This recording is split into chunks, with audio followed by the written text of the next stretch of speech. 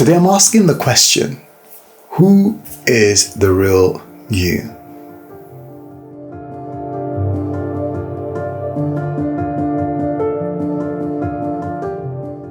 Earlier I was asking the question, who is the real you?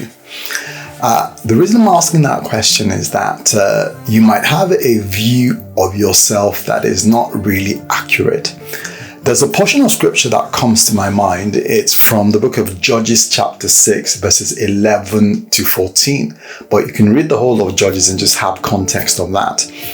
Well, the story in this portion of scripture describes a man called Gideon. And an angel appeared to him, like God himself appeared to him in the form of an angel. And he said, this is what you're going to do. This is what I've called you to do. You're going to deliver Israel. You're going to... And Gideon just stopped the angel right in his tracks. And he said, hang on, I'm paraphrasing. You must be talking to the wrong person. This person that you're describing that's going to do X, Y, and Z is definitely not me.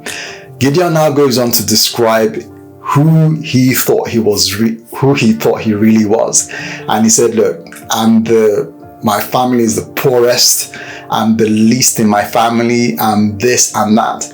So he begins to describe who he thought he was. And you know what the angel told him? The response of the angel was, he ignored everything that Gideon said and said, go in this, your strength, you mighty man. So what does this tell us? This tells us that, look, the real you is who God sees you as. So you might have a view of yourself that is not accurate. It might not be accurate if it doesn't align with how God views you. So what am I saying this evening?